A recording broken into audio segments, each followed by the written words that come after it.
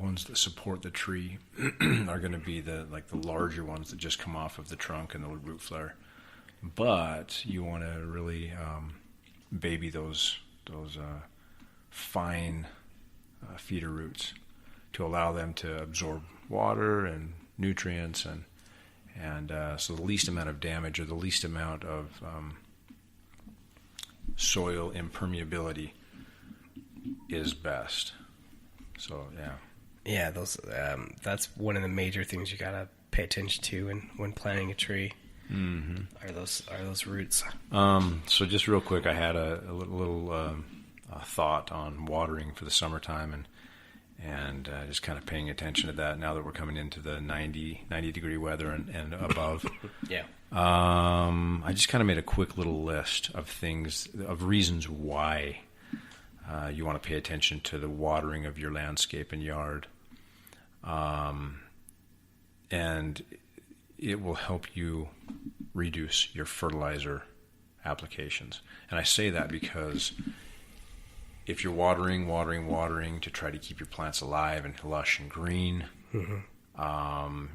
two things. One, the plants are going to use that fertilizer faster to build cells and grow upwards.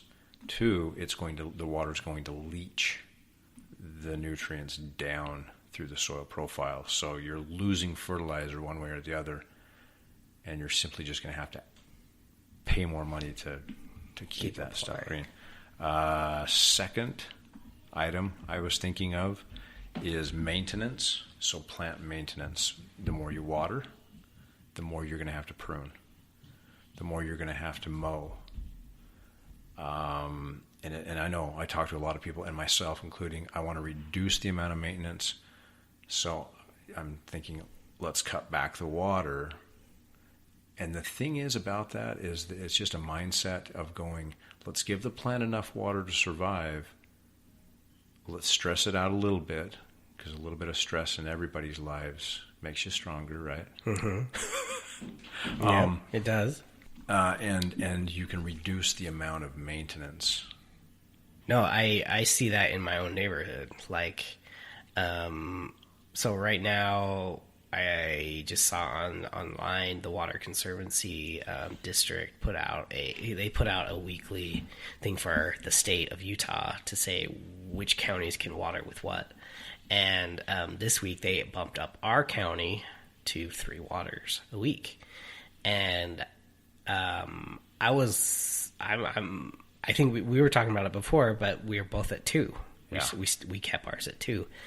And my neighbor came up to me, and I've always noticed his yard is quite long, his lawn, and he has to mow. He doesn't. He's a busy dude, so he doesn't always get to mow it on a schedule, on time. So it gets really freaking long, and he probably doesn't want to mow it because it's so freaking long. I mean, it's not a very big yard. It's very green. It's very lush. But in a week, it can get over 6 inches easy. And I don't know how long he cuts it. But every time it is like way freaking long. Like he has a little chihuahua and it like disappears in the grass every time. And his wife was like, "How short? You cut your lawn so short." And I'm like, "This is at 4 inches. This is at 4 inches. It just doesn't grow very fast because I only water it." And this is when I was watering once a week. Mm-hmm. I only water it once a week. I mean, how much are you freaking watering your lawn? Because it is a freaking jungle every week. And he might have fertilized. He might be fertilizing it really heavily. I don't know. I haven't seen him out there fertilizing it. But then that stresses it by 2. So you're watering it a ton, so it keeps the roots shallow. And then you're cutting the lawn blade in half every time.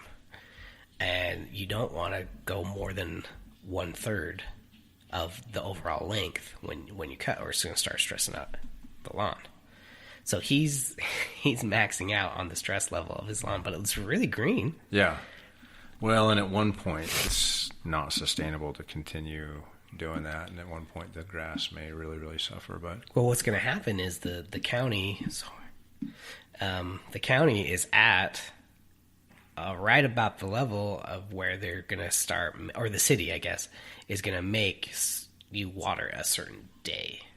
You know, you're going to have to do this or they're going to fine you, or you can only water so many. You know, they haven't restricted that yet, which I'm surprised. And maybe they just haven't got around to it in Vineyard. Or, I mean, PG.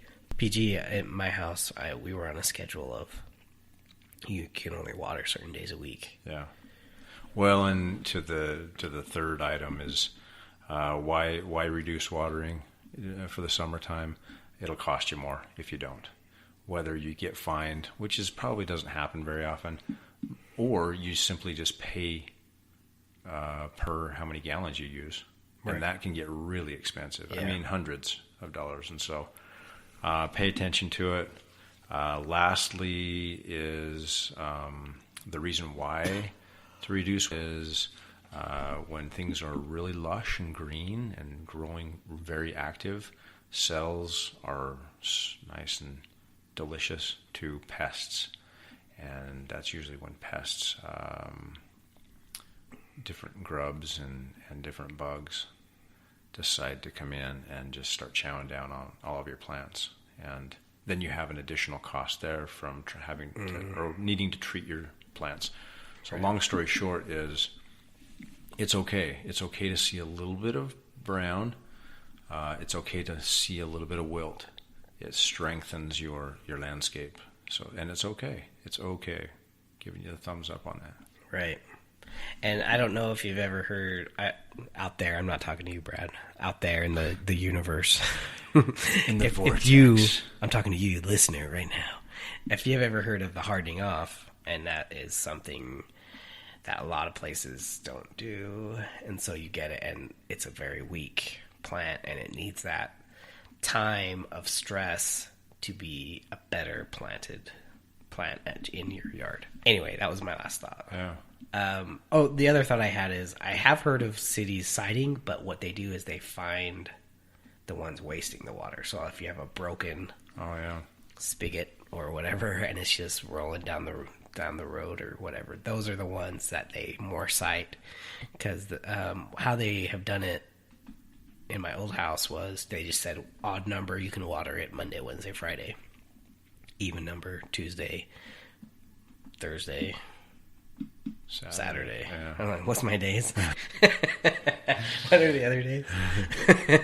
So if you water at night, I mean, how are they going to do that? They don't have anyone going around monitoring when you're watering. So it's like, all right, I guess they could check your